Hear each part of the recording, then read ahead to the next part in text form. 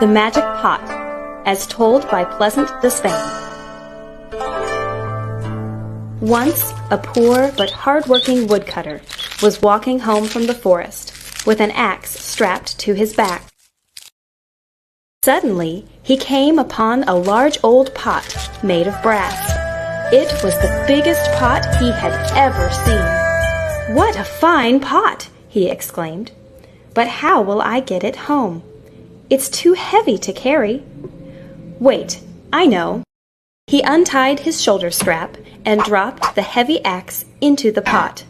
Next, he tied one end of the strap through one of the pot's handles and the other end around his waist.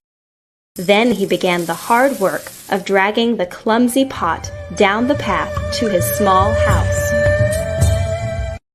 The woodcutter's wife was most pleased to see the pot and said, "What a fortunate day, husband!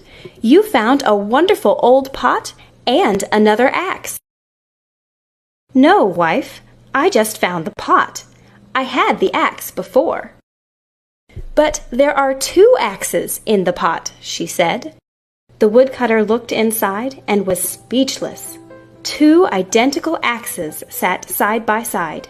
As he leaned down to pull them out, his straw hat fell from his head and into the pot. Now 2 hats rested near the axes. "Wife, the pot is haunted!"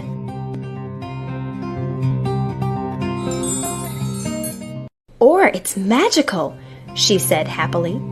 "Let's put tonight's dinner inside and see what happens." 1 dinner became 2. "Quickly," said the wife, "get our savings from the jar on the shelf." The handful of coins doubled. "It is magical," cried the woodcutter. "What shall we put in next?" "The money, of course," said his practical wife. "Let's get rich while we can." They placed the coins inside repeatedly, and the amount doubled each time.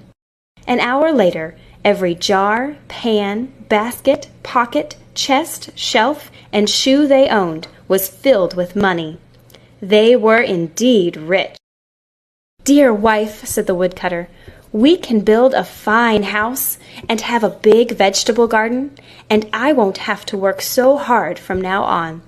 I'm so happy I could dance." Then he grabbed her around the waist and began to dance around and around the small room. Suddenly, he slipped on some loose coins and accidentally dropped his wife into the pot. He tried to pull her back out, but it was too late. He now had 2 wives. They stepped out of the pot and looked closely at each other. It was impossible to tell them apart. "What have I done?" cried the woodcutter. "Can a man live with 2 wives at the same time?" "Not in my house," said the first wife. "Not in my house," said the second wife. Both women smiled and grabbed the woodcutter and made him get into the pot. 2 woodcutters climbed back out. "Can 2 families live in the same house?" asked both of the men. "No," said the first wife. "No," echoed the second wife. Half the money was given to the second couple, and they built an elegant house. It was right next to the first couple's fine new house. Ever since that time, the people of the village have remarked on the strong resemblance of the woodcutter and his wife's new relatives, the ones who must have brought them all that money.